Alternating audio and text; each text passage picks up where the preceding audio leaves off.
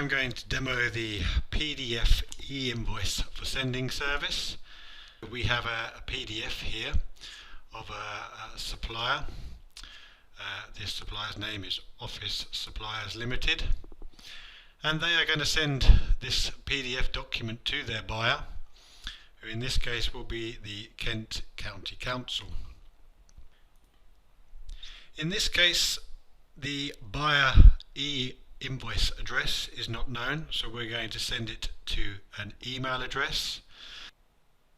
An email address is quite possible to use in the PDF e-invoice for sending service, as it includes the BASweb portal for receiving.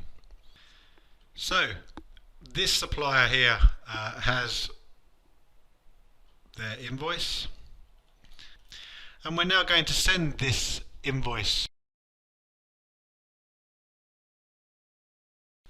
So we will compose a new email. In production, this email address will be different, but the supplier will be informed of what that email address is.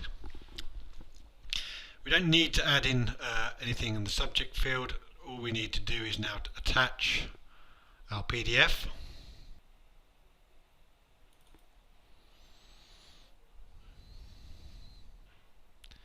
PDF is now attached, and now we send through to the PDF e-invoice for sending service.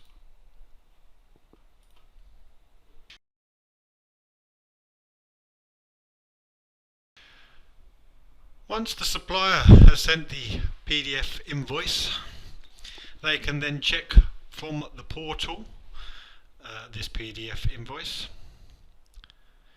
The supplier will be given login credentials to the portal. So here we're going to use the credentials of my supplier.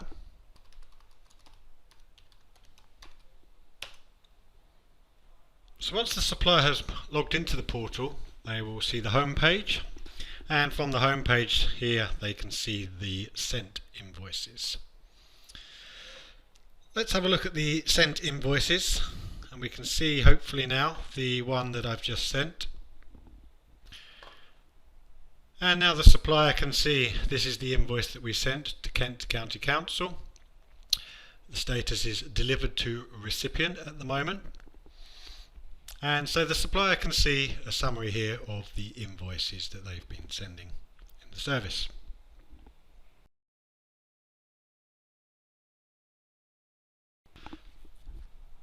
So now the buyer has received the invoice. The buyer, in this case, because it was an email address, uses the identifier, will receive an email. This email will contain the PDF attachment, and also the buyer will receive a message saying that they have received an invoice from their supplier and that it's attached, and they can click this button to confirm receipt of that invoice. You can also see from the email sent to the buyer that a new account has been created in the portal. Here is the username, and basically the buyer would then need to activate that account on the portal to set things up.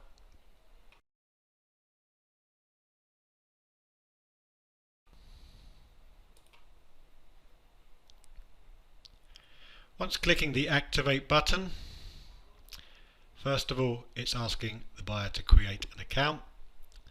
The email username is already defined here. So now the buyer creates a password to complete the sign up of their account. Now the buyer has activated their account, so they can now log in to the portal.